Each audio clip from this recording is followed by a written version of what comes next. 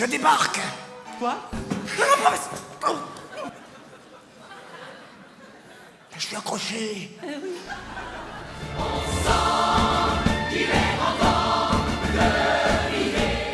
En toute honnêteté, je n'ai pas postulé, j'ai été pris tout de suite, non pas du tout. Quand on m'a téléphoné pour me dire oui, on voudrait t'auditionner pour le bal des vampires, je me suis dit mais quel personnage, j'ai pas... Je suis trop jeune pour le professeur, je pense que je suis peut-être pas assez imposant physiquement pour être Van Krolok. Bon, Sarah, je crois que c'était pas possible. Tous les jours on disait bon bah ils veulent te revoir demain, ils veulent te revoir dans 2 jours, je dis mais ah bon. Et au fur et à mesure du chemin, bah, les taux se resserraient et je me disais ah, tout compte fait, peut-être, ouais, ils ont peut-être raison, peut-être que le professeur Abranzus, il y a quelque chose. Dès la 2e audition, ils ont vu quelque chose de corporellement parlant, vocalement aussi, mais d'abord corporellement parlant, ils ont vu quelque chose d'intéressant. En tout cas, une énergie corporelle qui était proche de ce que voulait Roman Polanski, quoi.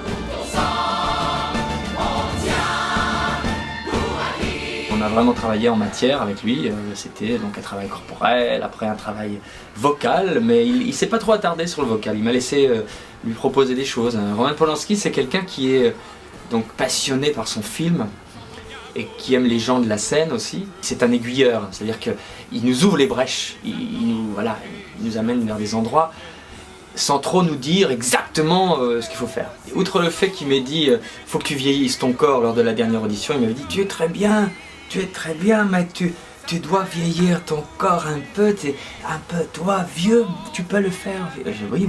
Ce que moi j'ai amené, c'est peut-être le côté vraie rupture corporelle, des gestes comme ça qui viennent pour moi renforcer un peu l'énergie du personnage. Et ça, il a tout gardé. Même à un moment donné, on s'est amusé, on est parti dans l'escrime. Il y a une petite séquence et donc on a rajouté, il me dit vas-y fais l'escrime. Après il me dit non tiens comme ça.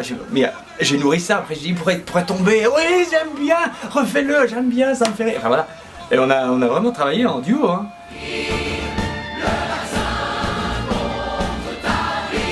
Comment je fais pour aborder l'addiction aussi rapide? Déjà, j'ai pas trop de soucis. J'en reprends. J'ai pas trop. Bah si, j'en ai des soucis. Non. Le théâtre où je faisais avec le solfège de l'addiction française, avec un crayon dans la bouche. Dis-moi gros gras grand grain d'orge, quand tu des gros gras grand grain d'orge auras-tu, je mets des gros gras grand grain d'orgerai, quand tous les gros gras grand grain d'orge seront des gros gras grand grain d'orge. On disait ça comme ça. Quand j'ai reçu le livret pour les vacances, j'ai dit alors qu'est-ce que fait le professeur Abranzus dans le spectacle? Je savais que c'était un rôle très important. Hein.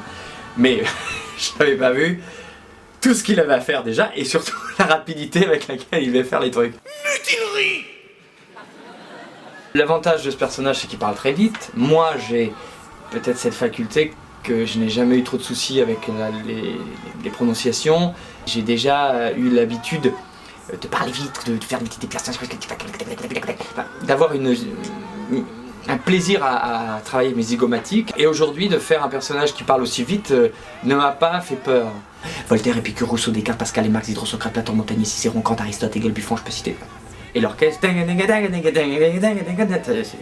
un livre à prendre, à faire sur ce mot-là, tourner la tête là, machin, tout en disant bon.